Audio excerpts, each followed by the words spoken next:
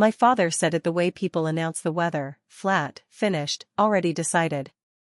Your brother owes $310,000, Naomi, and you are going to take care of it.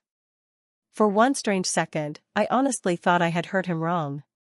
The rain tapped against the kitchen windows of my parents' house in Portland, thin and cold, and the smell of baked pasta and garlic hung in the air like something warm enough to belong to a different family. My coat was still on. My purse was still over my shoulder. I had been inside that house for less than 15 minutes, and already I understood I had not been invited for dinner. I had been summoned for sentencing. My mother sat at the end of the table, her fingers twisted tight around a linen napkin. She was not eating. Neither was my father. The casserole dish on the stove still steamed softly, untouched, as if even the food had realized this room was not meant for comfort. Ethan was not there. Of course he was not there. The person who had caused the fire did not need to stand in the smoke. I did. I looked at my father, at the hard set of his jaw, the certainty in his eyes, and then at my mother, who would not look at me at all. The silence told me more than either of them had spoken yet. This conversation had happened before I arrived. They had already arranged me in their minds. Already placed the burden on my back. I was only there to hear the weight hit the floor. How long have you known, Mom? I asked. Her hands tightened. That was all. Victor Brooks leaned back in his chair like a man presenting a practical solution to an inconvenient problem. Ethan had a bad year, he said. The business overextended. A contract fell through. Suppliers are demanding payment. There are lenders involved. Some of those files tie back to you from when you helped him in the beginning. You are stable. You can fix this. We handle family business inside the family. Inside the family. The words moved through me like ice water.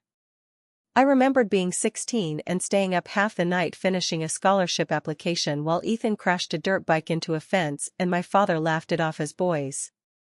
Being boys. I remembered every birthday where Ethan got the expensive toy because he had so much potential, while I got praised for being mature, responsible, easy. Easy was just another word for neglected in better clothing. I looked back at my father. If I say no. His expression did not change. Then you are no longer part of this family. There are moments when the heart does something odd, when it stops pleading and becomes terribly clear. I had always imagined that if this day came, I would cry. I would argue. I would pull years of buried hurt up from the bottom of myself and throw it across the table like broken glass. Instead, I felt something colder and stronger settle into place. Then I'm not, I said. My mother's head lifted at that. For the first time, she looked at me. Fear flashed in her face. Not for me. For what would happen next. I took my keys from the counter. My father rose halfway from his seat, shocked less by my refusal than by the fact that I had delivered it without trembling. That was the thing they had never understood about me. They thought quiet meant weak. They thought patience meant permission. They thought the daughter who carried everything would keep carrying it forever. I walked out into the rain without another word. The drive home blurred under silver streetlights and wet asphalt. Portland looked washed raw, all shine and shadow, the streets reflecting the sky like broken mirrors. By the time I reached my townhouse, my hands were steady. That frightened me more than panic would have. Inside, I dropped my bag, locked the door, and stood in the dark kitchen listening to the hum of my refrigerator. Then I opened my laptop. I told myself I was only checking old paperwork. Only confirming what Ethan had dragged my name into years ago when I co-signed that first small equipment loan. One search. One report. One answer. The page loaded. I scrolled once, then stopped breathing. Not one account. Not one old obligation. A line of business credit I had never opened. A commercial card in my name. A refinanced equipment note. A supplier account tied to an address that was not mine. Then another. Then another. I whispered the total out loud because my mind refused to believe what my eyes had already accepted. $310,000. The rain struck the window harder, as if the night itself had flinched. I sat very still in the blue light of the screen and felt the whole shape of my life shift beneath me. This was not a plea for help. It was a cover-up. A theft. A long, deliberate betrayal built with my name, my future, my trust. I reached for my phone and called the one person who would hear the truth before the world did. Monica answered on the second ring. I said, "Come over." Then I looked back at the screen, at the damage laid out in clean, merciless rows, and understood something my family never had. They had not called the wrong daughter to save them. They had declared war on the one person who knew exactly how to end them. Monica arrived 40 minutes later with rain on her coat and a paper bag of Thai food neither of us would touch.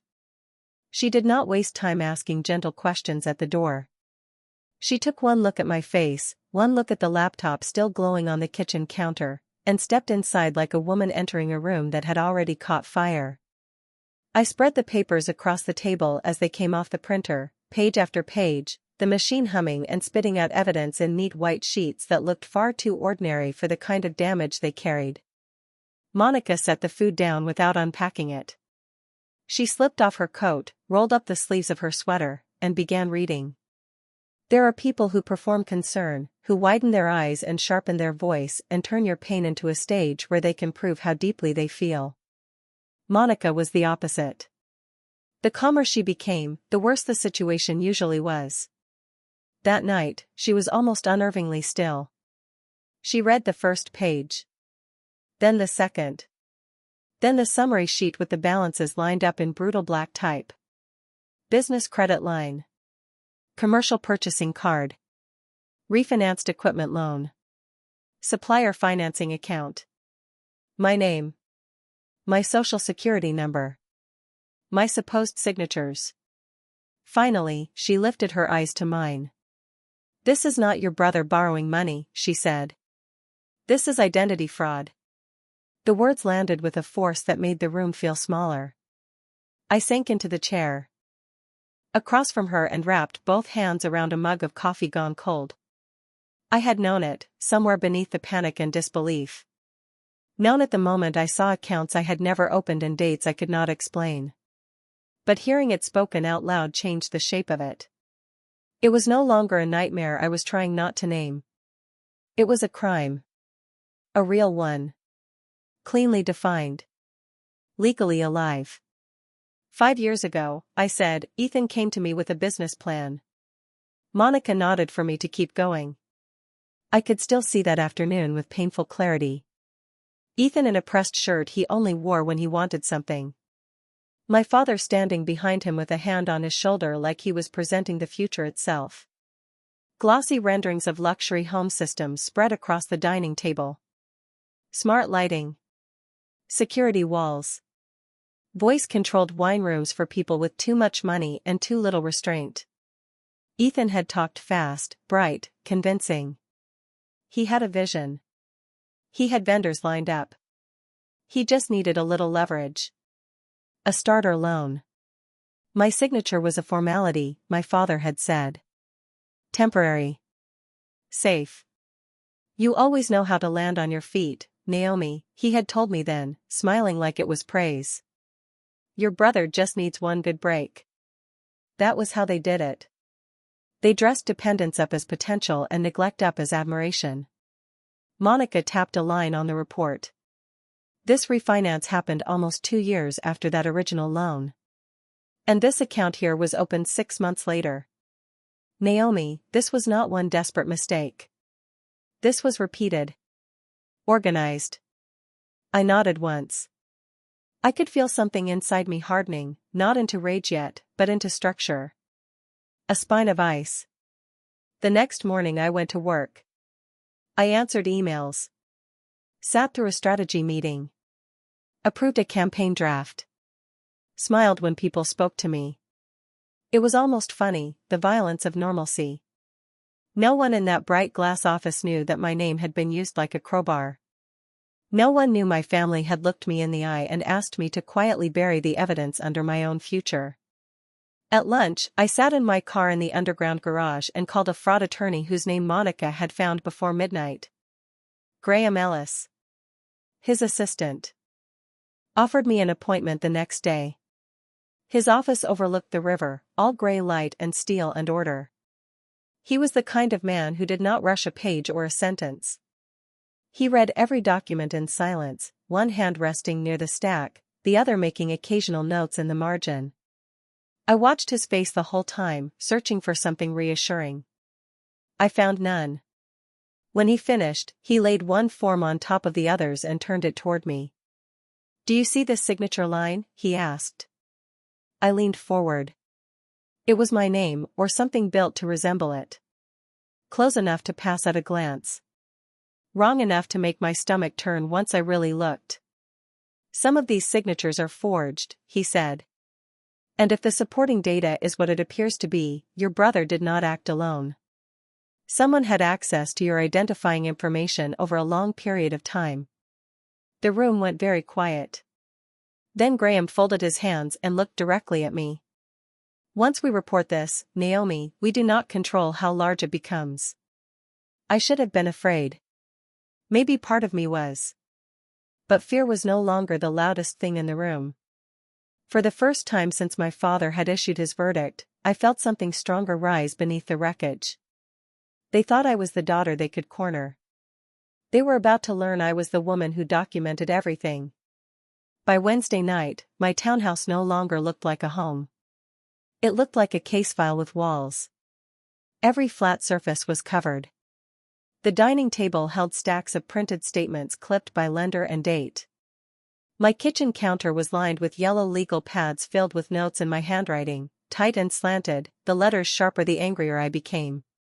On the coffee table sat my laptop, open to a spreadsheet I had built the night before because I needed the chaos to line up in columns if I was going to survive looking at it. Account name. Opening date. Balance. Address on file. Contact number. Signature match. One row after another, each one a fresh insult dressed as paperwork. Graham had told me to document everything. So I did. I froze my credit with all 3 bureaus. I called each lender and logged the time, the name of the representative, the exact wording they used. I requested copies of shipping confirmations tied to the equipment accounts. I searched old email folders for anything Ethan had ever sent me about the company. I went through years of text messages with my father, reading back through ordinary words that now felt contaminated. Proud of you. Need a favor. Family helps family. Every sentence seemed to carry a second meaning now, one I had been too trusting to hear when it was first spoken. Monica came over again after work with her hair still damp from the rain and helped me sort what mattered from what only hurt. She had a gift for precision that felt almost merciful. This goes in the main file. This supports pattern. This is emotional, not useful. Keep it, but separate it. By 10 o'clock, we had built 3 folders on my dining table. Fraud timeline. Original loan history. Family communication. Then we found the photograph. One supplier had responded faster than the others. Their records included a delivery receipt and a still image taken from security footage at the distribution warehouse. The photo was grainy, captured under fluorescent light, but clear enough to make my chest lock. A man in a baseball cap stood beside a pallet of boxed control panels and smart hubs. His face was turned away, half hidden. But behind him, parked crooked near the loading bay, was an old silver pickup with a dented rear bumper and a fading university sticker in the back window. My father's truck. I stared at the image until the lines blurred. Monica did not speak at first. She just set the page flat on the table, pressed 2 fingers against one corner to keep it from curling, and let me arrive where I was already going. "He knew," I said. Her eyes lifted to mine. Maybe. Or maybe he knew enough. That was somehow worse. Enough. Enough to help. Enough to look away. Enough to stand in that kitchen and demand that I clean up the wreckage without once saying how it had really been made. After Monica left, the house went very quiet. Outside, rainwater slid down the windows in silver threads. Inside, the refrigerator hummed and the radiator clicked softly in the corner. I was carrying a mug of tea I had forgotten to drink when the intercom buzzed. I almost ignored it. Then I crossed the room and pressed the button. My mother's face appeared on the small screen in the lobby, pale under the harsh overhead light, one hand clutched around her handbag, the other pressed flat against the strap as if she needed to hold herself together with both of them. I let her up. When I opened the door, she stepped inside carefully, like she was entering a church after years away. Her eyes moved at once to the documents spread across my townhouse. The folders. The notes. The open laptop. I watched the truth hit her in stages. First recognition. Then fear. Then something heavier. Not surprise. Never surprise. "Can we sit down?" she asked. We sat across from each other at the dining table, exactly where Monica had been sitting an hour earlier, except where Monica had brought order, my mother brought grief. She started softly. "Naomi, your brother isn't over his head. Your father is terrified. No one wanted this to happen. We just need time to fix it before it becomes something worse." Something worse. I let that phrase hang between us like smoke. "How long have you known, Mom?" She looked at the folders instead of me. "About the first loan, I always knew. About the rest, I knew things were complicated." "No," I said quietly. "Not complicated. Illegal." "How long?" Her mouth trembled. I could see her trying to build a sentence she could live with after saying it. Finally she looked up. "Almost 2 years," she whispered. The room seemed to tilt, not violently, but with the sick, slow motion of a structure giving way from the inside. 2 years. 2 years of birthdays, phone calls, holiday dinners, cheerful texts, all while she carried this knowledge like a stone in her pocket and chose every day not to hand it to me. "I thought he would fix it," she said quickly, tears gathering now. "Ethan kept saying one more contract would save the business. Your father said if we told you, you would go nuclear and destroy the family." I laughed then, one sharp, broken sound. Destroy the family. As if I were the storm. As if the wreckage had not already been made with my name. My mother cried openly after that, her shoulders folding inward, her mascara bleeding at the corners. For one dangerous second, pity rose in me out of old habit. Then I looked at the photograph of my father's truck on the table beside her, and the pity burned away. "You did choose," I said. "You chose who could be sacrificed." She covered her face with one hand. I stood. "You need to go." She did not argue. That was the terrible part. She just nodded, gathered her purse, and walked to the door like a woman leaving a hospital room after hearing the diagnosis spoken aloud. When the door closed behind her, I stood still in the silence she left behind and listened to her footsteps fade down the hall. Then I turned back to the table, to the folders, to the photograph, to the version of my life that had ended without asking my permission. I picked up my phone and called Graham. "File it," I said. There was a pause on the line. "Once I do," he said, "there is no quiet way back." I looked around my townhouse, at the evidence glowing under warm lamplight, at the careful architecture of betrayal my family had built and expected me to live inside. "I don't want quiet," I said. "I want the truth on record." The first call came at 9:12 in the morning, while I was sitting in my car beneath the parking structure at work, watching rainwater creep down the windshield in crooked silver lines. Unknown number. Portland area code. I answered on the third ring, pen already in my hand. "Ms. Brooks," a woman said, her voice calm and exact. "This is Special Agent Lena Mercer with Financial Crimes. I was given your information in connection with a fraud referral. I would like to schedule a formal interview." For a moment, I said nothing. Not because I did not understand the words, but because I understood them too well. Fraud referral. Formal interview.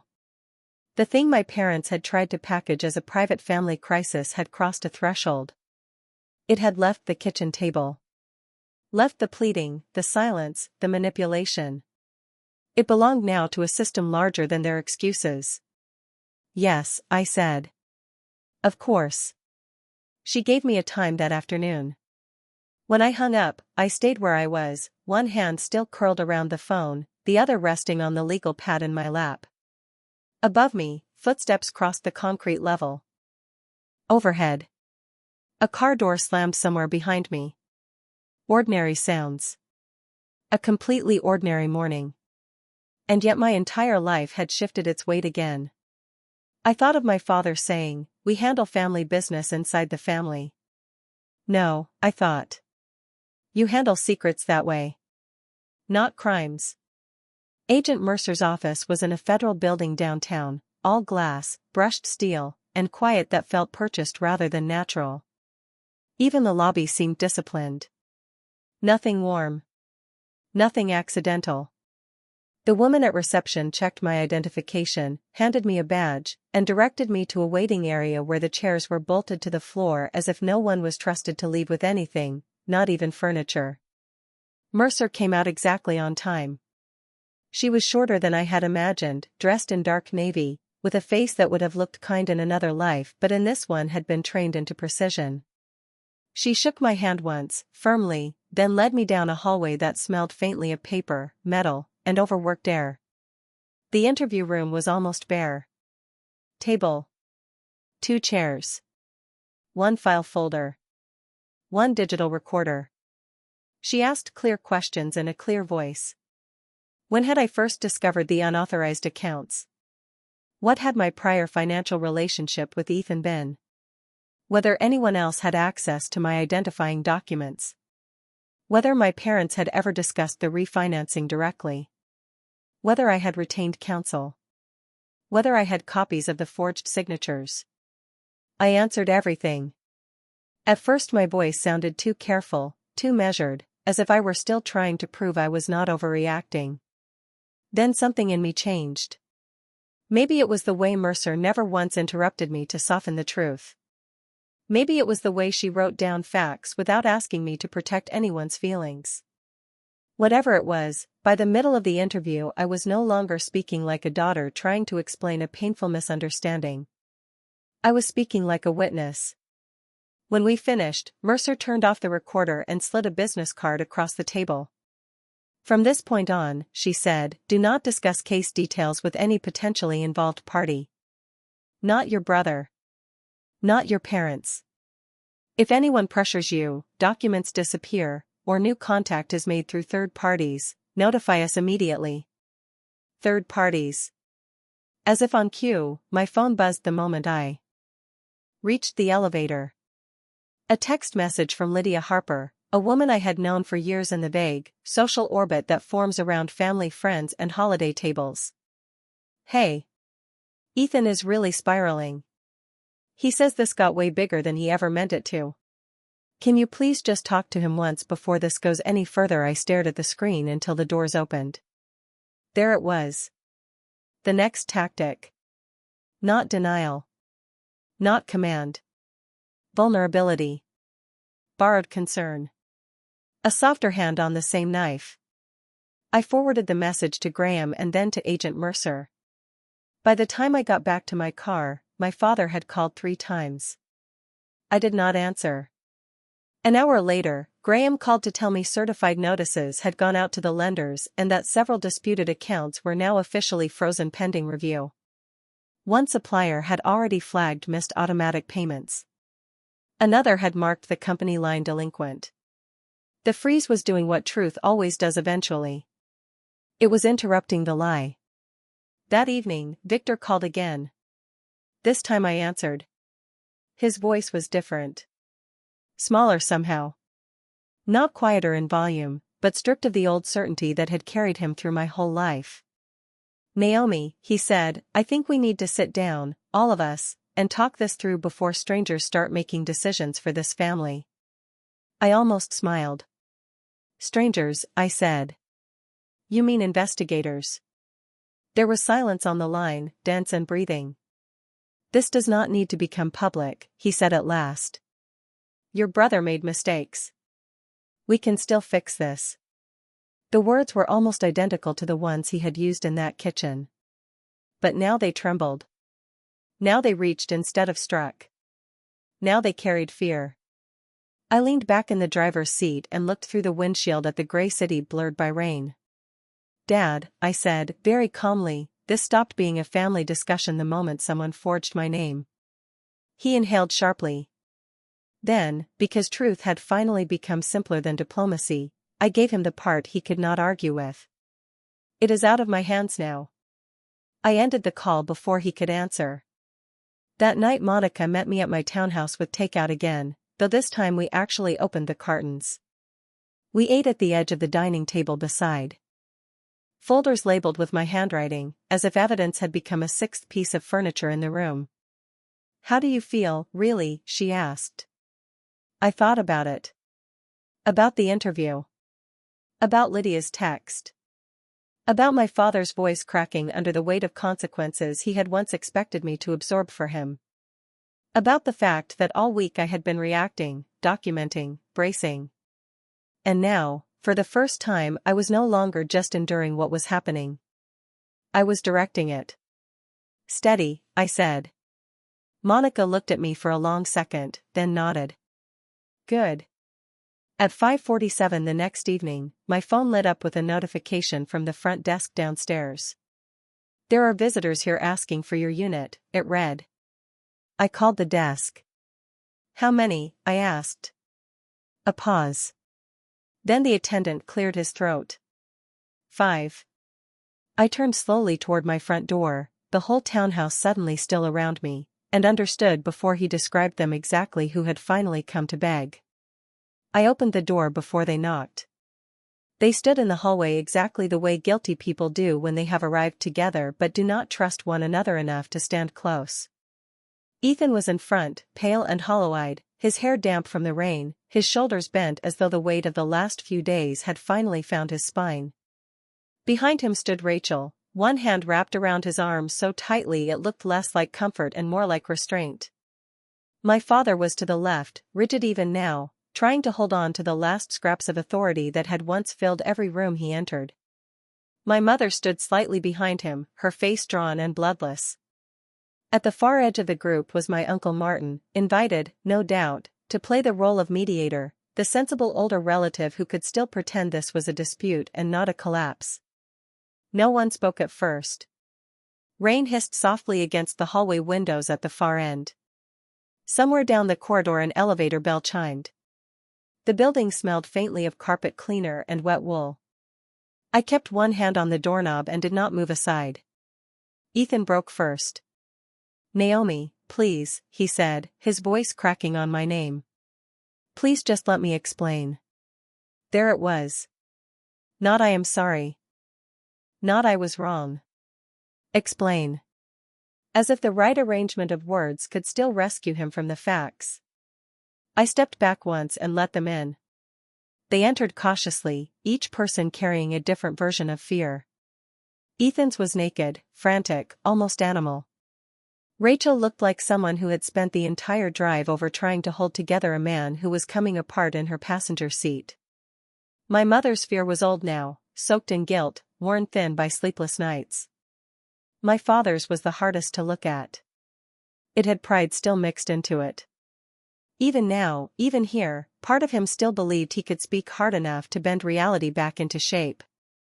I did not offer anyone a seat. That mattered.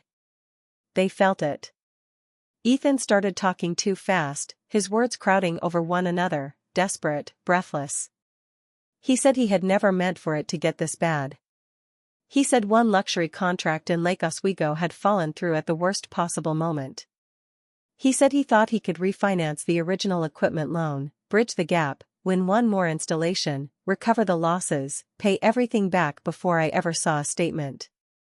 He said the vendors had tightened terms, the lenders had panicked, the margins had collapsed. He said so many things that all meant the same simple, damning truth. He kept choosing himself again and again. At my expense. Rachel added quietly that he had not slept in days. Uncle Martin cleared his throat and said families survived worse than this when people stayed calm and kept outsiders out of it.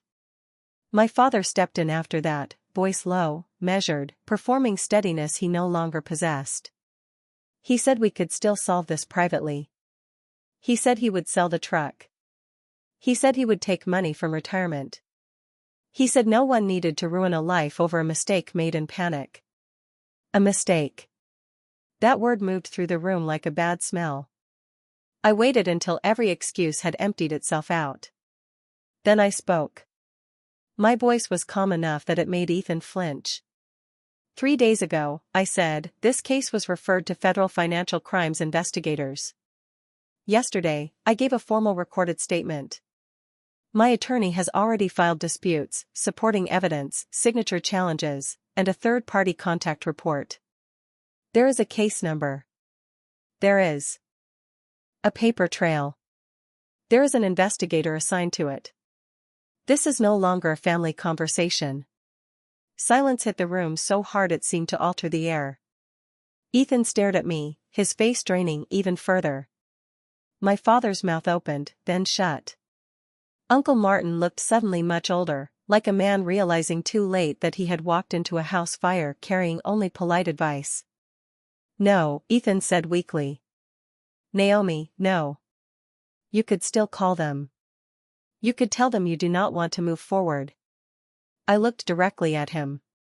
Too late, I said. And then, because he still needed the truth without cushioning, I gave it to him whole. This does not belong to me anymore. It belongs to the record. Something in him broke. He sat down hard on the floor, not dramatically, not like in the movies, but the way people fall when their body simply stops pretending it can hold them up. Rachel went down beside him, one hand on his back, her own face twisted with helplessness. My father leaned against the wall, and for the first time in my life I saw him look small. Not just frightened. Reduced. A man who had spent decades deciding what other people could bear now forced to confront what his own decisions had built. Then my mother spoke. Her voice was so quiet that every person in the room had to lean toward it. I knew, she said. The words barely rose above a whisper, but they changed the temperature of the room. Ethan looked up at her in shock. My father turned sharply, too late to stop her. I knew about the refinance, she said, staring at me and only me. Nearly 2 years ago. I knew it was wrong. Your father said Ethan would fix it. Ethan said he only needed time. And I let myself believe that if I stayed quiet long enough, the truth would never have to land on you. She stopped, swallowed, then said the one thing I had needed and dreaded in equal measure. I should have told you. I am sorry. I believed her. That was the terrible grace of it. I believed the sorrow in her voice. I believed the sleepless nights. I believed the guilt had been eating her slowly from the inside. But belief is not erasure. Regret is not repair. I nodded once. I know, I said. No one had anything left after that. The room was hollowed out. My uncle lowered his eyes. Rachel helped Ethan to his feet. My father looked at me as if he wanted to say something that could still sound like a father, but the language had abandoned him. My mother pressed her lips together so hard they trembled. You need to go now, I said. And this time, no one argued. I walked them to the door. I watched them step back into the hallway one by one, carrying shame, fear, and the ruins of whatever story they had told themselves about how this would end. Then I closed the door gently and turned the lock. For a long moment I stood there with my hand still on the metal, feeling the quiet gather around me. Then I slid down to the floor and sat with my back against the door exactly where I had collapsed days earlier, when this whole thing still felt like a wound. It did not feel like that now. It felt like an ending. Not a clean one. Not a happy one. But an ending all the same. 8 months later, Ethan accepted a plea deal on reduced fraud charges. The accounts were removed from my credit profile one by one, each deletion arriving in the mail like a small piece of stolen air being returned to my lungs. My score recovered. My name was cleared. My father sold the truck after all. My mother still lives in the same house, still speaks softly on the phone when we talk, as if loudness might break whatever fragile bridge remains between us. We do speak now, sometimes. Not often. Not for long. But honestly, that is more than we ever had before. As for me, I still sit at my kitchen table on rainy mornings with a mug warming both hands. Portland still glows silver outside the windows. The world still goes on making its ordinary noises. But inside this home, inside this life, there is no one left whose chaos I am required to carry just because I survived carrying it before. That is what freedom turned out to be. Not revenge. Not forgetting. Not even forgiveness. Just this. The truth happened. I told it and I stayed standing. If you have ever been the one in the family who was expected to absorb the damage because you were the strong one, the capable one, the one who always figured things out, then you already know how dangerous that role can become when love turns conditional. If this story stayed with you, tell me in the comments what part hit hardest. And if you want more stories about betrayal, backbone, and quiet payback, like this video and subscribe to Still Waters Payback.